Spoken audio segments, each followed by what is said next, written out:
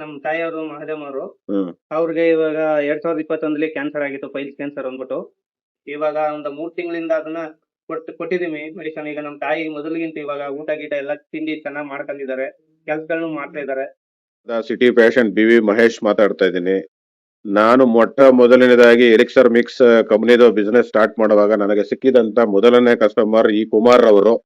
ಕುಮಾರ್ ಅವರ ತಾಯಿಗೆ ವಯಸ್ಸು ಬಂದು 65.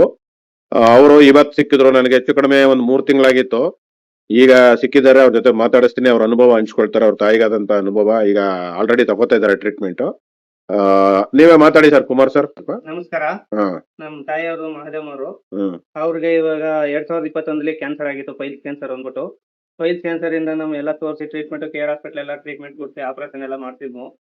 ಪುನಃ ಅವರು ಏನು ಇದು ಟ್ರೀಟ್ಮೆಂಟ್ ಆಗಲ್ಲ, ಕಿಮೋಥೆರಪಿ ಮಾತ್ರ ಕೊಡ್ಬೇಕು ಅಂತ ಹೇಳಿದ್ರು. ಆಗ ನಮ್ ತಾಯಿ ಸಹಜದಿಂದ 65 ವರ್ಷ ಆಗಿರೋದ್ರಿಂದ ನಾವು ಅವರು ನಮ್ ತಾಯಿಯವರು ಕೊಡ್ಸ್ಕೊಳಕ್ಕಾಗಲ್ಲ ಟ್ರೀಟ್ಮೆಂಟ್, ಅದು ಕರೆಂಟ್ ಗಿರೆಂಟ್ ಎಲ್ಲ ಏನು ಕೊಡ್ಸ್ಕೊಳಕ್ಕಾಗಲ್ಲ ಅಂತ ಹೇಳಿದ್ರು. ಅದಾದ್ಮೇಲೆ ನಾವು ಎಲ್ಲಿ ಏನ್ ಕೊಡಿಸ್ಬೇಕು ಏನು ಅಂತ ಗೊತ್ತಿಲ್ದೇನೆ ಸುಮ್ಮನೆ ಇದ್ ಮಾಡಿದ್ವು. ಆಗ ನಮ್ಮ ಮಹೇಶ್ ಸರ್ ಹತ್ರ ಬಂದು ಈ ವಿಚಾರ ಸ್ವಲ್ಪ ಹೇಳ್ತಂಗು.